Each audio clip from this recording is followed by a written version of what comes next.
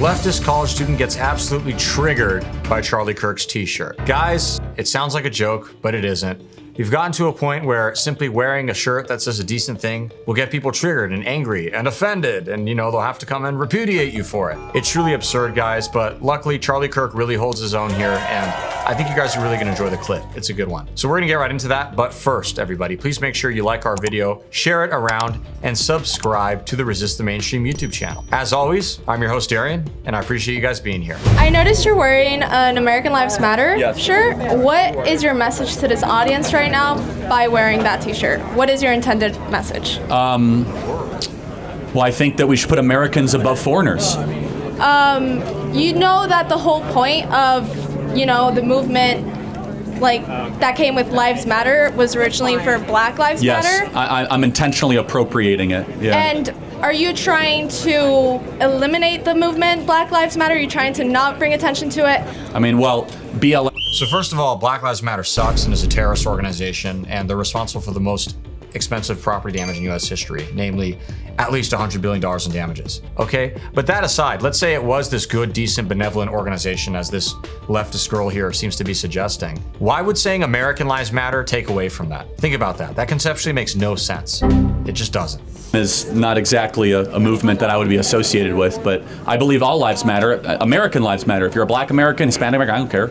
All Americans' lives matter. Would you take the time to recognize a group of people who have been marginalized historically and who are now asking for the same rights, the same privileges as white people in the society by letting what rights do white people have that blacks don't? So the issue is, it's not necessarily written in the law. Oh, so it's like hidden.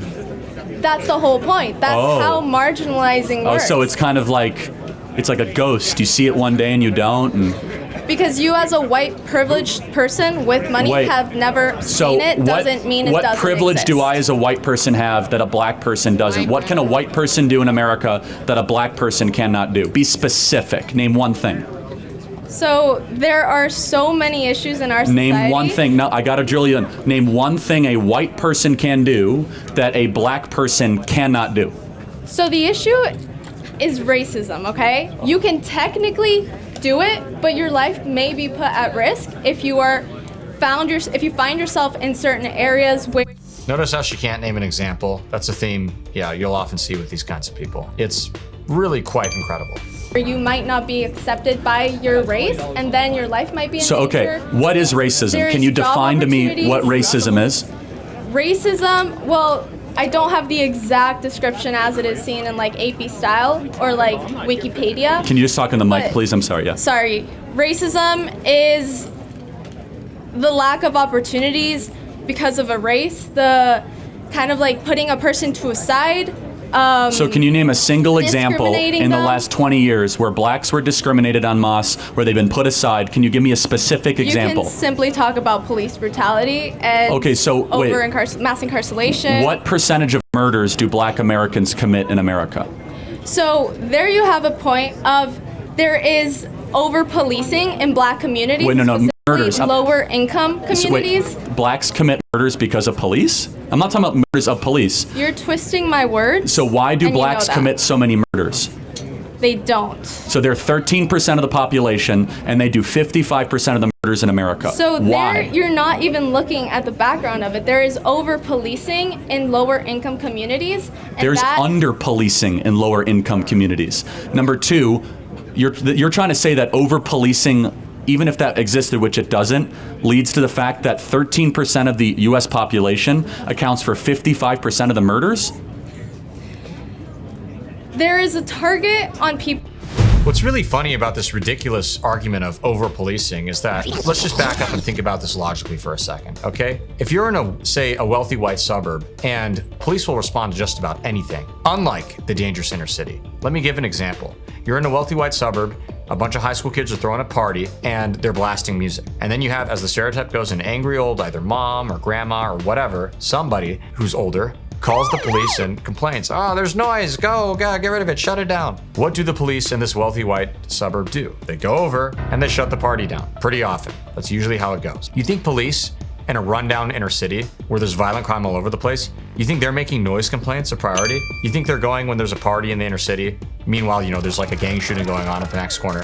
They're going to the party and issuing a ticket for a noise citation? Obviously not, right? So this whole idea of, oh, well, they're over-policed in the inner city. No, they're not policed enough. And even when they're not policed enough, we still have the case where a small percentage of the population is committing the majority of murders. That's the reality of it. And for people to try to deny it and, perhaps suggest it's racist for somebody to notice those trends, it's so dumb, and it's not a serious person. You can't even have a serious conversation with them because they're more concerned about pushing an agenda or a false narrative than they are about actually solving the issue that they claim to care about. Really quite sad. Colored backs, okay? So when a white person sees a person of color, Prove it. there is studies, there is research. No, about give me this. one There is- example. Give me one piece of evidence that there's a target on black people's back. In fact, I will submit to you there's the opposite. Black students can get into this college with lower test scores than white students. It's called affirmative action. So now white people are the people who are struggling? No, Are but they I'm- the marginalized ones? I will go back to this, though. Literally, yes. By definition, white people are more marginalized in college applications than black people are because they literally will penalize you for being white and give you brownie points for being black. So yes, that is marginalization, as at least how she's presenting it. You name a specific example of what a black person cannot do that a white person can do, and be, again, specific. Anything. I'm talking about so racism as a whole is not written in the law because that's not allowed anymore, but it still exists. Then give me an example. I just told you. You said police brutality is your example. Why do you think blacks encounter police so much? They commit more crimes. There is And not just like a little bit more- policing. No, there's and there's also under a policing. thing And how with could you say such a lower-income thing? We have communities. defunded the police in Philadelphia, New York, Chicago, and largely defunded it. We saw crime rates go up. I also want you to take in mind that when a whole group their opportunities to succeed economically, let's say they don't get that higher paying job because they chose a white person instead of a black person, that makes Show me an example entire of where that community- happened recently. Wait, that makes an entire community more prone to being lower income, and then that is lower income communities are directly A white person that gets picked over a black person because of racism. What is she even talking about? Has she forgotten that all of these Fortune 500 companies are doing this ridiculous and racist DEI seminars and actionable plans where they will literally say, we need to have a less white workforce, we need to bring more minorities in, people of color, blah, blah, blah, blah, blah. She's on another planet. Maybe it's Mars, maybe it's Jupiter, I'm not sure which. What planet is she on, guys? Just let us know in the comments. I'm curious, but yeah, just absurd. to more crime activity. Yeah, but let me ask you a question. What percentage of young blacks have both a mom and a dad raising them?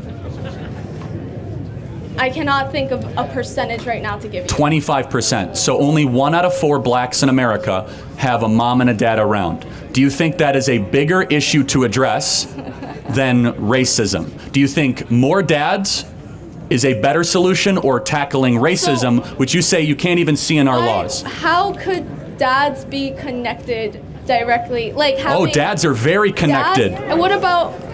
Okay. When you you're have a dad talking around, about- you're less likely to be violent as a male, less likely to go to And prison. So explain to me why all the fathers are leaving. Exactly. Why are they leaving? Question for you. Because why are black they leaving? women married So- the government and divorced the men that they were once talk with. Talk about white people right now. In the words of Lyndon Baines Johnson, the Democrat president who is very infamous or famous, depending on how you define it, for his Great Society push, we'll have those N-words voting Democrats for over 200 years. That's a quote attributed to LBJ.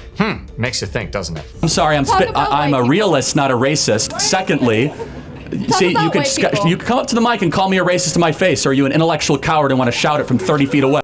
Boom! Slam dunk. I love it when Charlie calls out these people for who they are. It really is intellectual cowardice.